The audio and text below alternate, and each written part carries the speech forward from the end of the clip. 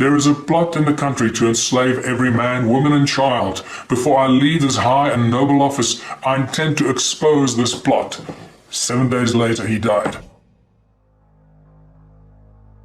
The stuff that's going on around us today just doesn't make any sense. And as we go through this presentation, you'll start to realize why it doesn't make any sense, and that all of this is not by accident, that all of this misery and strife in the world today is actually by design.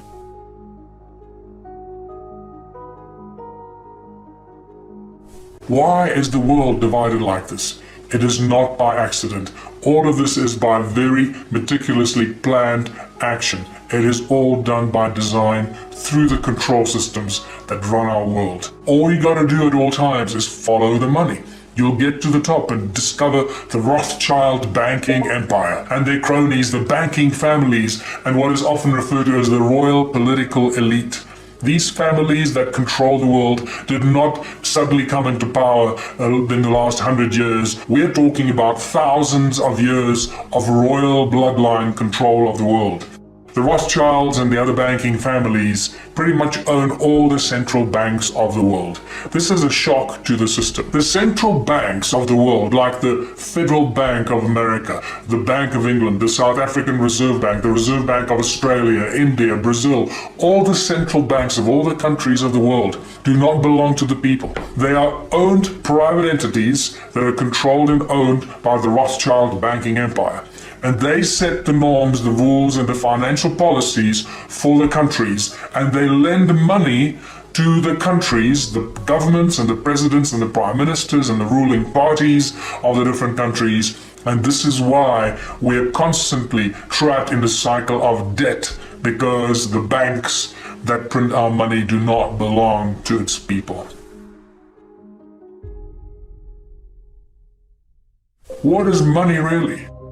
Well, money is just an idea. It's a piece of paper. It's a tool of enslavement. And what you will learn here is that money is not something that evolved over thousands of years of bartering and trading as a tool that can help humanity prosper. No, it's exactly the opposite. Money was a tool of enslavement that was conjured up a long time ago and introduced as a complete and whole philosophy and a tool of enslavement. It's just a piece of paper that controls our lives. It burns and disappears. Where did money come from? How did money originate? Very few people are actually aware of this. Well, about 6,000 years ago, the first money appeared in a form of clay tablets. This is during the Sumerian Empire. Well, the Sumerian texts tell us about when money first appeared, and also when the first royal bloodlines first appeared, and we find the emergence of the first kings, or the so-called first priest kings. And it just so happens that these first priest kings that appeared out of the blue on earth suddenly created all the banks, they created their temples, and in their temples they started to print these clay tablets, which became the first forms of money. So, in essence, the temples of these first kings that appeared on earth were the first banks from which the first forms of money were distributed to the people. And nothing has changed in thousands of years. This is really important. So, what if I told you that banks create money out of thin air? Would you be surprised? Well, that's exactly what happens. They have nothing. Money is absolutely useless. It is a piece of paper. It has no backing, and this is why it's called fiat currency, fiat money. It means nothing. It is valueless. It has no value. The only reason it has value is because we, the people, think it has value, and it's given to us as a piece of paper that has some sort of value, and we trade it and use it and go around and kill each other for it and rob banks for it and go to jail for it and do. It controls our lives from the first moment we are born to the last moment as we die. Money controls our lives. Many famous people and smart people and businessmen of the past have been aware of this for a long time. Like this quote from Henry Ford, for example. He said, "It's well that the people of the nation do not understand our banking and monetary system, for if they did, I believe there would be a revolution before tomorrow morning." Henry Ford. Many people, many great leaders of the past have resisted money, have resisted the bankers. JFK tried to break America free from the Federal Reserve Bank stranglehold on the people of the United States. This is a quote 7 days from before he died. He says, "There is a plot in the country to enslave every man, woman, and child. Before I leave this high and noble office, I intend to expose this plot." 7 days later, he died. What you need to know is JFK actually started to print what became known as the American or the United States note, which was not printed by the Federal Reserve Bank, and therefore taking the control away from the Fed. As soon as they assassinated him in Dallas in 1963, within 2 weeks or so, the Fed started to print the American money again, taking that control back.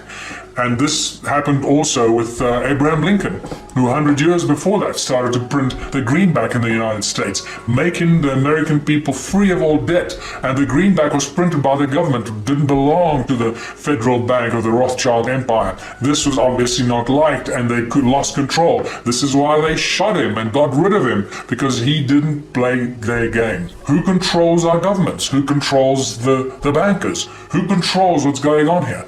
Many people around the world call these the puppet masters. We don't know who they are because they don't want us to know who they are. Quote from Mayer Amschel Rothschild, the founding father of the Rothschild Empire in the 1700s. He says, "Let me issue and control a nation's money, and I care not who writes the laws." And that's exactly what has become of the world and our countries. Because through the banking institutions, they control everything. Think about how money and the bankers control all the education systems, the research laboratories, how they control industry, the large corporations. Everything imaginable ultimately goes back to those who control the money. Follow the money and you'll see the root of evil and the root of control as it unfolds around us. Who controls the corporations? Once again, follow the money. Always leads back to the Rothschilds' banking empire. But unfortunately, in our legal systems, corporations have more rights than living, breathing human beings. Think about that.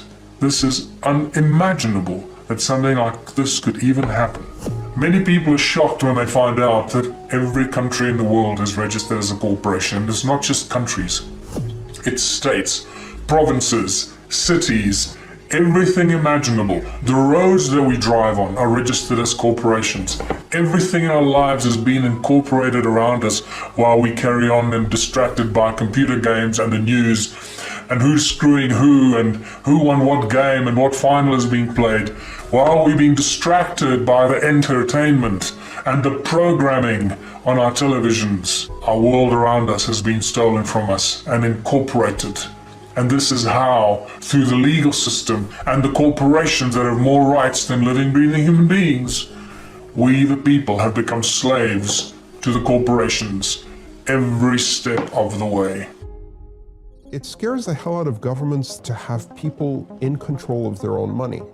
At which point you should really ask yourself, what kind of government is that? The whole thing about currency is that you don't need to know how it works unless it stops working. And when it stops working, everybody needs to know how it works, because your wealth, the future of your children, everything now depends on that. If we go to a future where digital cash is the only form of cash that exists, and I think we're heading in that direction very, very fast. I think within 20 years, people who grow up 20 years from now will never see cash unless they visit a museum. Cashless society. Cashless society. Cashless society. Cashless society. Cashless society. Cashless society. If we go to that future, digital cash, we're at a crossroads because we have to choose between two possibilities. One is digital cash that's run by corporations that act not only as intermediaries in all of our payments, but also act as deputized members of law enforcement for every government and or intelligence agency and or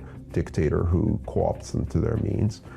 That type of finance takes the worst of surveillance capitalism and the worst of surveillance states, merges them together in this fascist dystopia where every transaction you ever made tells something about your habits, your politics, your associations, your movement, your physical location. On the one hand, all of this data gets collected and shared among all of the intelligence agencies and corporations, or leaked. And on the other hand, if the people in power choose to, they can decide to debank you overnight. They turn off the switch. Now imagine what happens if your bank account is shut down and cash doesn't exist. Well, you can't eat. You can't buy food. Done. You can't use transportation. You can't rent an apartment.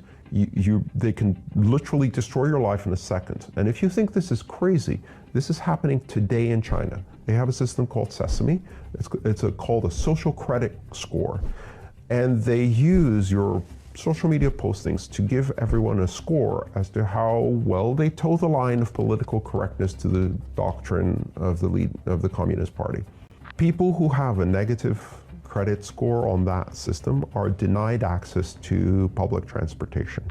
They're denied access to airlines, they're denied access to trains, they're denied access to jobs in the government, they're denied access to apartments to rent. They're doing that today. Now, today, those people have cash to go back on. What happens when there's no cash? And here's something about that Chinese credit score system.